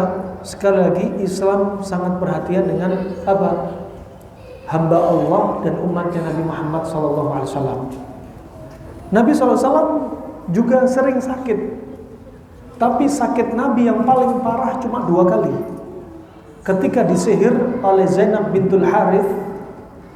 Dengan apa? Ketika makan diracuni oleh Zainab bintul Harith dengan apa? Daging paha kambing. Yang kedua, ketika disihir oleh laki-laki Yahudi, Labid bin Aqsam, penyihir paling hebat dari apa? Bani Zurek, orang-orang Yahudi, orang bayaran Yahudi. Nah, dan Nabi SAW seringnya kalau kita lihat sakit yang dialami Nabi bukanlah sakit gara-gara pola makan. Kalau kita tadabburi, ya, Nabi juga pernah pusing. Pernah Aisyah ketika itu pusing, wa ra'sa. Kemudian kata Rasulullah, wa ana wa ra'sa. Aku juga pernah pusing. Kemudian Aisyah bertanya, bagaimana pusing kau rasakan Rasulullah? Pusing yang aku rasakan seperti 2 di antara kalian. Juga Nabi SAW sebelum wafatnya badannya sangat tinggi, demam, panas karena racun tadi. Kemudian sahabat megang tubuh Nabi, ya Rasulullah, tubuh kamu sangat panas sekali. Kemudian apa kata Rasulullah? Panas yang kurasa seperti 2 di antara kalian. Ya, sampai Rasulullah sebelum wafatnya cerita di atas pangkuan Aisyah, ya Aisyah, inna abhari taqatta'at. Ya Aisyah, pembuluh darah aortaku sudah pecah. Nabi bilang, kenapa? Efek racun 3 tahun sebelumnya. Karena apa? Paha kambing yang sudah diracuni. Ya, nah, kemudian juga Rasulullah SAW, ya, sakit-sakitnya Rasulullah kalau kita lihat seringnya apa? Mayoritas penyebab dari luar. Ima tadi disebutkan sihir atau racun. Adapun sakitnya Nabi, di antara Nabi juga pernah terkilir kakinya, ya, sakit. Karena apa? Bukan apa? Mayoritas bukan faktor makanan. Nah, wallahu a'lam bishawab. Kemudian orang yang sakit sebenarnya itu apa? Hadiah dari Allah. Sakit Anda untuk apa? Menghapus dosa kita. Ya. Karena ciri-ciri salah satu ciri-ciri penghuni neraka, dia seumur hidup enggak pernah sakit. Bersyukur kalau Anda pernah sakit. Ya. Kalau Anda enggak pernah sakit, curigai diri Anda. Hati-hati, ada sesuatu dengan diri Anda. Ya. Nah, bersyukur Anda pernah sakit. Tapi jangan sampai salah paham. Mending saya sakit gak usah sembuh-sembuh, biar dosa saya dihapusin semua. Nah, ini gagal paham. Ketika Nabi SAW mendapati seorang laki-laki Badu, dalam hadis Abu Hurairah, riwayat Imam Ahmad, riwayat Imam Bukhari dalam Adabul Mufrad, disahihkan Syekh Albani rahimahullah, Nabi bertanya kepada laki-laki Badu ini setelah apa? Nabi melihat fisik dia kuat. Antum kebayang orang Badu itu kayak apa? Jarang mandi, gak pernah makan minuman instan, konsumsi tiap harinya daging kambing, daging onta, susu onta, kencing onta. Ya. Wah, ini kebiasaan orang Badu. Kuat, mereka itu kuat. Jauh, jarang sakit. Bahkan saya pernah ketemu dengan kepala puskesmas di daerah Damaj, Sa'dah, Yaman Utara. Kami ziarah ke rumah kepala puskesmas, dia cerita, "Wallah ya Abdurrahman, ya, saya dapati anak berkali-kali saya suntik jarumnya patah. Nah, pikir kita orang, kapan nih anak belajar ke Banten ini, ilmu kebal. Nah, ternyata kata dokternya apa? Tanya ke ibunya. Kata dokter ini apa? Rahasianya dari kecil minum susu onta. Itu ajib. Kulitnya sampai tebel, kuat. Ada juga pasien orang Badu, dia kena usus buntu. Dibawa ke rumah sakit ke ibu kota, dibius berkali-kali nggak pingsan-pingsan. Ternyata rahasianya susu onta. Nah, itu ajib. Ini gambaran orang Badu, dan Nabi melihat fisik dia kuat waktu itu, keker. Nabi penasaran, kepo, pengen tanya. Nabi bertanya, hal asabaka ummu mildam? Apakah kamu pernah kena ummu mildam? Ingat ya, jangan salah arti, jangan salah terjemah. Apakah kamu pernah dipinang sama ummu mildam? Bukan. Ummu mildam bukan namanya akhwat. Ummu mildam itu namanya demam. Makanya jangan sampai Anda bikin nama kunyah, siapa nama anti? Ummu mildam. Wah, Rasulullah tanya, hal asabaka ummu mildam? Kata Rasulullah, kata orang Badu ini, ma ummu mildam? Apa itu ummu mildam? Ya, kemudian kata Rasulullah, ummu mildam adalah apa? Al-humma bainal jild wal adhalat. Dia adalah panas antara kulit dan otot. Kemudian apa kata orang Badu? Ma asobani ummu mildam abada. Aku gak pernah kena demam selamanya sampai detik ini. Kemudian Rasulullah bertanya lagi, hal asobaka sudah? Hal tasaddaqta? Apakah kamu pernah kena pusing? Kemudian orang Badu bertanya, mas sudah, pusing itu apa? Coba, Nabi tanya dua penyakit yang paling ringan seringan-ringannya, pusing sama demam. Orang Badu gak paham, apa isi itu pusing? Nah, namanya pusing aja baru denger. Ya. Kemudian kata Rasulullah, rihun ya'taridu fir ra's wa yadribu al-'asab. Angin yang menumpuk di kepala dan dia menekan saraf. Angin itu dari mana? Dari pembuluh darah. Pembuluh darah dari mana? Dari usus kita. Usus kita dari mana? Makanan kita. Makanan kita yang kalau kombinasinya salah, bikin gas, diserap darah, ditimbun di kepala, bikin pusing. Ini kronologi pusing yang disebutkan Nabi. Pusing karena menumpuk angin. Tapi jenis pusing bukan hanya satu, banyak. Pusing karena tengkar suami istri, ya. Pusing karena pendapatan lagi berkurang, ya kan? Pusing karena belum bayar utang, ya. Ada pusing karena kurang cairan, dehidrasi. Ada pusing karena salah posisi tidur. Ada pusing karena banyak sebabnya, karena infeksi bakteri. Tapi ini pusing karena apa? Uap yang karena makanan. Kemudian setelah orang Badu ini pergi, apa kata Rasulullah? Barang siapa ingin melihat ciri-ciri penghuni neraka, lihatlah laki-laki tadi, seumur hidup gak pernah sakit. Itu rahmanakumullah jami'an. Wah, ini ternyata apa? Dari hadis yang sekian banyak ini, kata para ulama, juga kata Al-Balkhi, dia menunjukkan apa? Di sini anjuran untuk belajar ilmu pengobatan. Ya, belajar ilmu pengobatan. Ya. Kemudian kalau Anda perhatikan lagi, Allah berfirman, ya, wa antu addu al-amanati ila ahliha. Dan hendaknya amanat itu ditunaikan kepada apa? Yang berhak. Ya, ahlinya. Termasuk kalau orang sakit, apa? Yang ngobatin siapa? Ahlinya. Ahlinya siapa? Orang yang sudah belajar ilmu pengobatan. Orang yang belajar ilmu pengobatan, ya. Kalau orang nggak belajar ilmu pengobatan, maka apa? Ini termasuk apa? Praktek sok jadi tabib, sok jadi pengobat. Makanya Nabi SAW bersabda, ya, dalam hadis yang sahih ini, kata beliau SAW, man tatabbaba, ya, kata Rasulullah SAW, man tatabbaba walam yu'lam minhu tibbun fahuwa dhamin, ya, fahuwa dhamin. Di sini apa? Barang siapa sok bisa ngobatin, Padahal dia nggak pernah diketahui belajar ilmu pengobatan, nggak ada riwayat dia belajar ilmu pengobatan. Maka kalau ada malpraktek, maka dia sebagai penjamin. Nah, di sini menunjukkan apa? Ada anjuran untuk belajar ilmu pengobatan. Kalau ngobatin orang, ya belajar dong, sebagai wujud amanah. Ya, juga demikian. Hadis Nabi SAW, ma'anzal dan ilanzalala syifaan. Allah nggak akan turunkan penyakit kecuali Allah turunkan obat. Di sini juga dalil kata Al-Balkhi, anjuran belajar ilmu pengobatan. Biar tahu apa? Allah turunkan penyakit, Allah turunkan obat. Untuk tahu, belajar. Juga hadis Nabi SAW, wa idza wafaqa dawa'u bari'a biidznillah. Kalau obat itu cocok, kalau obat itu cocok dengan penyakitnya, maka dengan izin Allah akan Allah sembuhkan. Ya, ini konsep ya. Maka kita harus paham. Ya. Nabi sudah bersabda, ya, biar apa? Islam itu enggak jumud, enggak kaku. Ternyata memahami sesuatu apa? Perlu pemahaman yang dalam.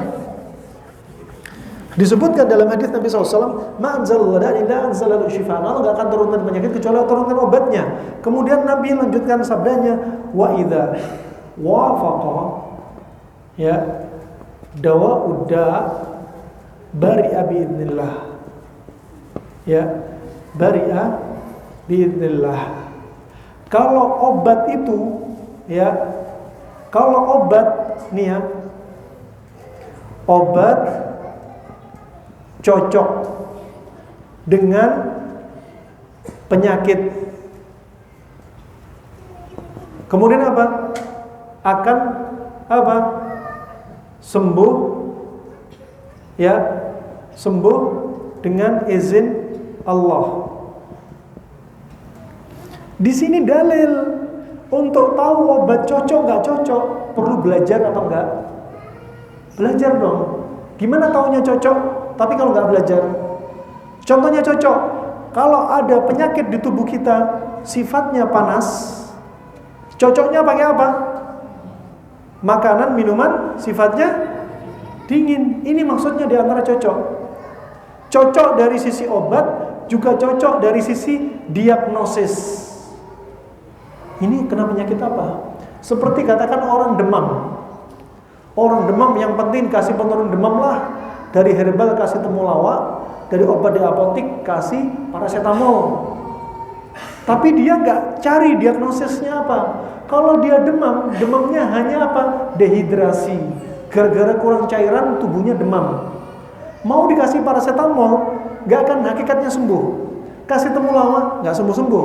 Wong dehidrasi. Kalau dehidrasi berarti apa? Hakikat obatnya apa? Ya sudah, dehidrasinya diobatin, kasih cairan, demamnya baru hilang. Ya, demamnya baru hilang. Pernah kami dapati kasus juga, ada waktu itu di negeri Arab, di Yaman waktu itu ada ibu-ibu 2 tahun nggak punya anak, sekali punya anak 2 anak kembar. Langsung waktu itu lahir prematur, dimasukkan ICU, dikasih inkubator, dikasih tabung ya, biar apa? Biar jadi hangat ya. Ternyata apa? 1 anak ini harus diinfus dan disuntik antibiotik. Antibiotiknya nggak sembarangan. Anak baru lahir, ngapain dikasih antibiotik? Keluarnya apa? Cuma demam. Semua hasil lab normal, cuma demam, nggak tahu sebabnya. Dikasih antibiotik, dikasih cairan. Kemudian si ibunya datang, tolong tangani anak kami. Anak kami tadi sudah terlanjur kasih antibiotik, akhirnya sampai meninggal dunia. Coba kasihan. Ini termasuk malpraktek. Nah, qadarullah ma syafa'al. Kemudian kalau mau kami bantu tanganin, ya harus keluar dulu, minta izin dulu, ya. Ternyata sebabnya ringan. Apa? Anak tadi ditaruh di bawah kipas angin, ya. Kemudian perutnya kembung, masuk angin, kembungnya perut, neken lambung, neken diafragma, neken paru-paru, sesak nafas, nahan nyeri, badannya demam. Apakah perlu dikasih antibiotik? Berarti dia belum ngobatin apa? Hakikat penyebab. Apakah perlu kasih penurun demam dengan dosis tinggi? nggak perlu. Hakikat obat apa? Hilangi perut kembungnya. Jangan ditaruh di bawah kipas angin. Ya, kemudian apa? Dikasih perut kembungnya cukup minyak kayu putih, kembung belakang dikasih untuk cepet waktu itu terpaksa pakai simeticon, ya, obat untuk ngilangin kembung juga di mulutnya hanya 3 tetes, 2 tetes. Subhanallah, sekali dikasih obat langsung hilang kembungnya, hilang demamnya, selesai. Subhanallah. Ya, ini apa? Di antara ngobatin sebab itu penting. Kalau diagnosa cocok, obat cocok, terapi cocok, dengan izin Allah akan sembuh. Coba lihat, dengan izin Allah. Menunjukkan di sini orang apa? Sehat tetap sehat dengan izin Allah. Orang sehat ya jadi sakit dengan izin Allah. Sakit tetap sakit dengan izin Allah. Sakit cepat sehat dengan izin Allah. Tapi Allah jadikan sebab di sini. Takdir memang sudah dicatat atas izin Allah, tapi kita ada andil sebab. Sebab apa? Ini diagnosanya kayak apa? Obatnya apa? Terapinya apa? Ada sebab. Allah jadikan segala sesuatu dengan sebab. Barang siapa menafikan sebab, menolak sebab, kata Syekh Ibnu Utsaimin, berarti dia telah mencela hikmah Allah. Ini ada sebabnya makanya. Untuk mencari sebab perlu sekali lagi belajar. Ini rahmatullah jami'an. Ya. Karena waktu sudah Masya Allah ya, sisa 5 menit lagi waktu kita, insya Allah. Langsung ke sesi tanya jawab aja. Kita belum masuk bedah bukunya ya. Nah, ini Masya Allah, timnya ini Masya Allah sampai datang ke Adi Store waktu itu, ke toko kami. Sampai tolong 50 buku cepet nih ya. Karena alhamdulillah sudah pre-order, sudah ratusan orang, masih belum dapat. Tapi jamaah di sini Masya Allah diutamakan sama tim, Masya Allah, jazakallahu khair. Ya. Insya Allah pertemuan berikutnya kita mulai masuk kitab. Ini katakan masih masuk muqaddimah. Masuk muqaddimah dari pembahasan kitab. Ya Allah, pertanyaannya numpuk gini. Ini menunjukkan apa? Banyak orang sakit. Dan banyak kertas dari apa? Dari kaum wanita. Menunjukkan kaum wanita lebih banyak sakit.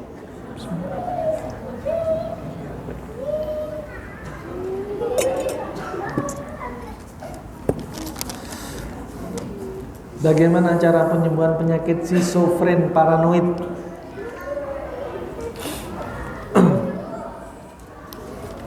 Kalau ada schizofren paranoid yang mujarab, Anda jadikan pasien ini ini bukan dari Tibun Nabawi ya. Jangan bilang Tibun Nabawi. Pengalaman saja. Jam 1, jam 2 malam mandikan air dingin, kalau perlu air ruqyah. Ya, air dingin ini untuk mendinginkan saraf dia. Makanya kalau Anda lihat di rumah sakit jiwa rata-rata ada kolam renang. Untuk apa? Ngendorin saraf mereka. Ini ajib, ternyata apa? Ada hikmahnya. Ini ada kisah nih orang gila nih. Ada orang gila 9 orang berjajar di depannya kolam renang. Kemudian perawatnya bilang, dalam hitungan 3 semua nyemplung masuk kolam renang. Kemudian 1, 2, 3 nyemplung semua kolam renang kecuali 1 orang. Kata perawatnya, pikirnya ini 1 nih yang sembuh. Kenapa? Karena kolam renangnya kosong. Disuruh nyemplung renang, pada nyemplung semua, berarti gila. Kolam renang kosong, dimasukin. Yang 1 gak nyemplung berarti sembuh. Ternyata apa ditanyai perawatnya, kenapa kamu gak nyemplung? Dingin Pak, dingin. Wah, sama gilanya gak sembuh. Ternyata. Nah, dipikir udah sembuh, ini gak ada airnya Pak, itu baru sembuh. Nah, ini air ini tadi untuk merawat apa? Mendinginkan saraf mereka yang tegang. Ya. Kemudian yang berikutnya ruqyah. Jangan entengin ruqyah. Betul-betul menenangkan dia.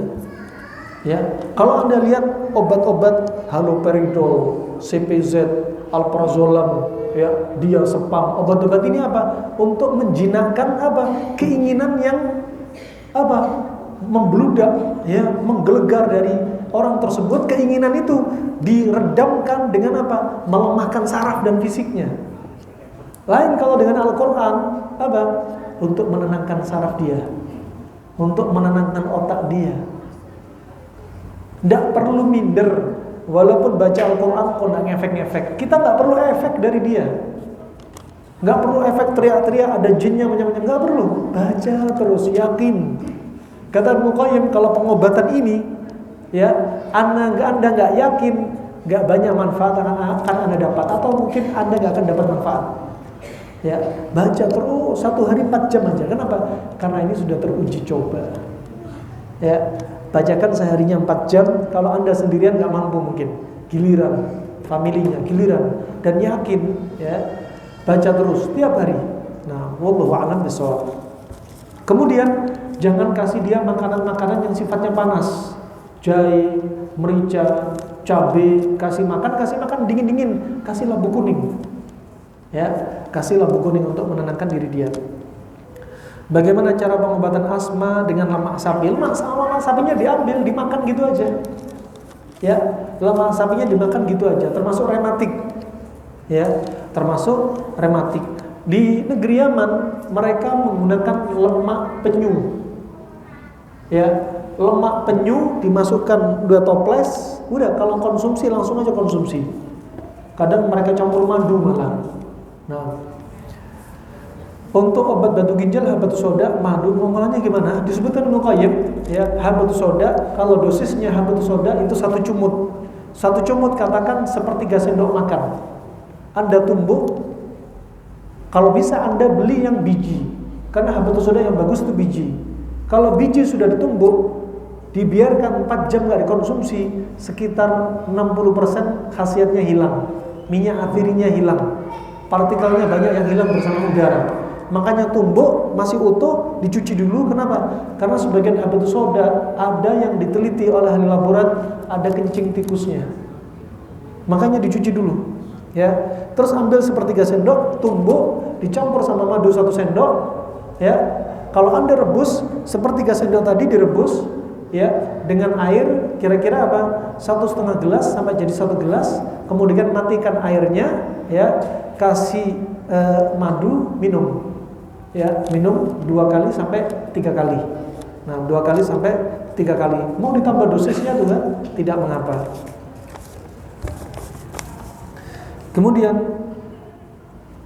apakah obat dari penyakit ejakulasi dini? Nah, yang ejakulasi dini perempuan apa laki-laki ini? Nah, seringnya laki-laki, ya. Editansil, ejakulasi dini tanpa hasil. Nah, ejakulasi dini ini menunjukkan apa? Kelemahan pada diri dia. Kelemahan apa? Bisa kelemahan karena asupan makanan yang sifatnya panas kurang, bisa karena ginjalnya yang lemah, api pada ginjal yang lemah, bisa jadi banyak lemak atau kotoran dalam darah yang mengotori darah ketika didorong ke arah alat vital. Saat itu akan jadi apa? Ejakulasi dini. Faktornya banyak. Termasuk juga stres. Ya, ketika orang stres, ya, apa? Ginjal dia akan lemah. Kemudian darah semakin kental, sehingga dorongan darah dari jantung ke alat vital itu juga tidak proporsional, sehingga terjadilah ejakulasi dini. Ya, maka obat ejakulasi dini, lihat, kalau kira-kira penyebabnya stres, ya stresnya diobatin. Kalau kira penyebabnya darah kotor, ya darah kotor dibuang. Bisa donor darah, bisa fasdu, bisa bekam di bawah titik, di bawah pusar, ya sekitar 6 titik dirutinkan tuh, masya Allah. Atau bisa dengan konsumsi untuk menguatkan ginjal. Kalau Anda lihat herbal untuk herbal menguatkan syahwat ini rata-rata sifatnya panas, purwoceng, ya, kemudian ginseng, cabai Jawa, jahe merah, madu, habatus sauda, ya, yang rata-rata sifatnya panas. Ya, tadi malam saya coba, ini resep simple banget, pakai kismis setengah genggam, tumbuk, ya, campur kurma 2, tumbuk, campur granul, ya, tumbuk, campur madu, tuh jeda, insyaallah, simple lah. Ya, makanya jangan sampai mengecewakan kaum istri. Satu aja dikecewakan mau minta nambah. Nah, satu didolimi mau dolimin wanita yang lain, jangan sampai. Nah, Afwan, saya coba menerapkan konsep panas dingin dengan cara setiap habis makan nasi saya makan timun. Bukan habis makan nasi, sambil makan nasi. Karena apa lafadznya Imam Bukhari?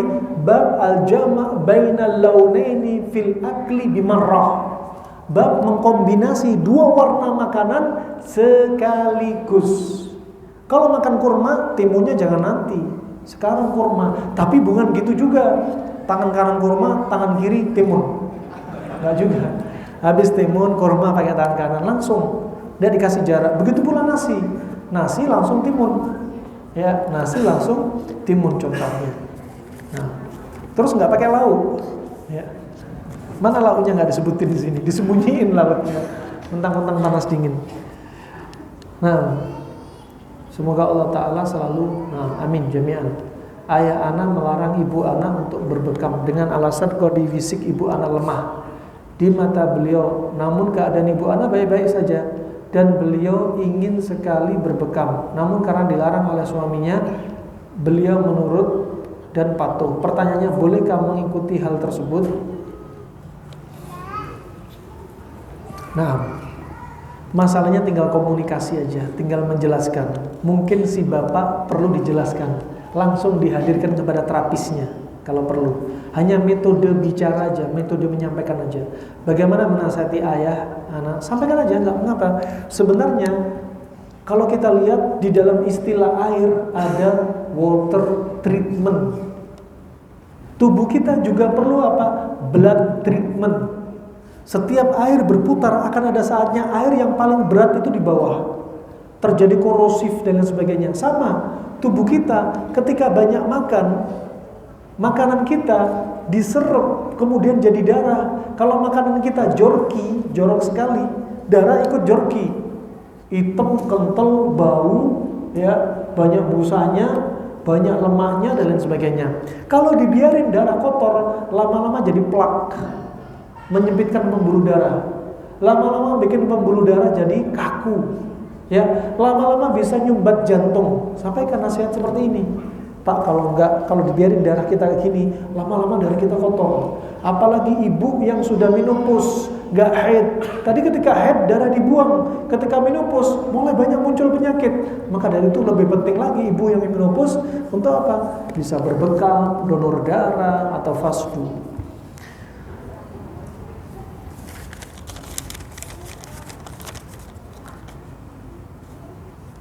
Untuk masalah asam lambung ada dua sebab, yaitu lambung dingin, lambung panas. Ya, untuk mengetahui seorang terkena asam lambung karena dingin, tadi sudah disebutkan. Kalau hobi makan dingin-dingin, berarti lambung dia dingin. Ya, kalau dia suka makan sayuran dingin, berarti lambung dia bakal karakternya seperti makanan yang sering dia makan. Berarti kalau dia dingin, sakit mah, tapi lambung dia dingin, berarti herbalnya panas-panas. Cocok seperti jahe merah misalnya. Nah, itu simple banget. Makanya kita pakai tagline dari buku ini, sehat itu mudah, sehat itu murah. Yang bikin mahal karena apa? Kita nggak tahu caranya. Apa solusinya bila kita lapar terus setiap 1 jam sekali lapar? Ini penyakit medis atau non medis? Bisa medis, bisa non medis. Kadang kalau orang kena sihir melalui makanan satu jenis makanan tertentu. Misalkan orang disihir pakai susu, dia lapar terus, setiap 1 jam minum susu terus, 1 hari bisa 5 liter susu. Ya, kenapa? Kena sihir ternyata melalui makanan. Jika itu sebabnya non medis. Jika sebab medis, 1 jam sekali lapar, bisa jadi karena apa? Bisa jadi dia punya apa? Masalah di pankreas, gula darah naik. Ciri-ciri orang kena kencing manis diantaranya apa? 3P, polidipsi, poliuri, polipagi. Banyak pipis, banyak makan, banyak minum. Ya, salah satu ini ada, tuh ada berarti. Nah, itu dari teori medis. Ya. Rasanya seperti tidak makan berhari-hari. Kalau tidak makan, perih banget. Ini berarti apa? Tubuh yang perlu didetoks. Coba pakai pola makan seperti ini. Kalau Anda lapar, udah makan buah aja. Makan 3 biji kurma, sudah kayak makan apa? 1 piring nasi, kalorinya sama.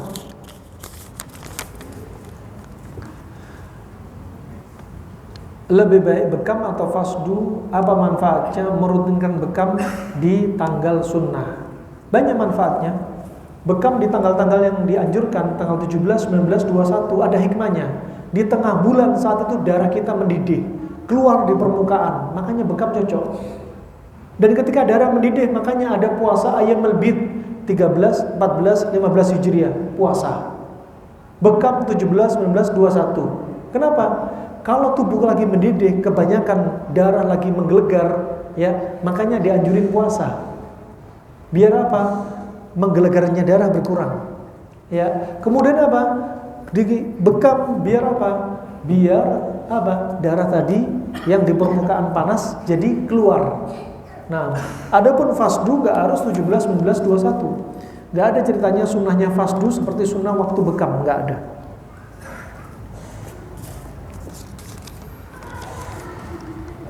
Bagaimana cara mengetahui jenis penyakit atau keadaan tubuh kita ini yang mengalami panas dan dingin? Pertanyaan ini bisa menjadi satu daurah sekitar 3 jam. Dalam buku yang dikarang diantaranya oleh Abu Bakar Ar-Razi. Bagaimana mengetahui jenis dari setiap makanan minuman itu bersifat panas dingin? Nanti ada saatnya. Saya pengapuran sudah parah, kata dokter. Jika ilmu kedokteran katanya tidak bisa sembuh, bisa. Gak ada penyakit, gak ada sembuh. Walaupun pengapuran harus disuntik pelumas setiap tahun. Bagaimana konsep panas dingin? Jika pelumas pada lutut disuntik untuk nambah pelumas 3 kali suntik, Anda minimalnya butuh duit paling cuma 35 juta. 3 kali suntik nambah pelumas. Padahal ada cara yang mudah. Anda bikin sayur salad, ya, sawi, timun, pokcai, tomat, wortel, tambahi lobak putih mentah-mentah, sirami minyak zaitun, merica, garam, ya, kemudian cabai kecil-kecil, ya, kasih lemon, tuh, ajib tuh. Gak usah pakai nasi, pakai lauk hewani pilihan, misalkan kambing sama sayur salad, ayam sama sayur salad. Hitungan 4 hari, inilah cairan sendi sudah tambah, cepet banget. Gak perlu uang 35 juta. Nah, kemudian pengapuran banyak. Pengapuran bisa Anda konsumsi kolang-kaling. Pengapuran Anda bisa konsumsi kulit nanas. Jangan salah ya, kulit nanas bukan kulit durian. Ya, kulit nanas ya diambil, nanasnya dimakan, kulitnya jadikan probiotik. Direndam dengan air 1 liter, ditambahi gula pasir 10 sendok, biarkan sekitar 10 hari, ya. Terjadi probiotik, gula tadi diserap sama bakteri-bakteri pada kulit nanas. Kemudian Anda konsumsi. Itu ternyata mengandung kalsium yang sangat tinggi. Bagaimana kita mengenali suatu penyakit itu akibat panas dan dingin? Nanti ada saatnya. Assalamualaikum. Waalaikumsalam. Apa obat untuk sakit infeksi saluran kencing pada orang hamil? Ini ada juga selain pada orang hamil, terjadi pada orang yang masih bulan madu. Namanya apa? Honeymoon cystitis. Ya, infeksi saluran kencing karena bulan madu. Ya. Nah, obatnya apa? Pertama, ya diantaranya perbaiki pola hidup terkait dengan hubungan intim, kebersihannya dijaga, ya, jangan habis pegang HP, permisi, pegang kemaluan, ya, atau sebelum hubungan intim belum mandi, belum sudah habis keluar keringat dari luar, kerja, kena asap dan lain sebagainya, habis naik motor, apalagi motornya 800 cc, asapnya naik ke atas, nah, lewat jalur macet, subhanallah kebersihan dijaga. Kalau sudah terkena di antara obatnya bisa Anda konsumsi di antaranya kalau infeksi saluran kemih bisa pakai habatus soda tapi pemakaian jangan terlalu lama. Bisa pakai propolis tapi pemakaian jangka pendek. Ya, nggak usah terlalu lama karena sedang kondisi hamil. Kemudian kalau terkena penyakit kelenjar getah bening itu termasuk penyakit yang sifatnya apa? Ya. Dan sebaiknya diobati dengan makanan apa? Bisa jadi diantaranya masalah getah bening ini diantaranya penyebab darah kotor. Ya, dan bisa jadi apa? Kombinasi makanan yang satu jenis. Ya, yang satu jenis. Terutama apa? Biasanya makanan diantaranya bisa panas ketemu panas, ya, juga timbulan benjolan-benjolan.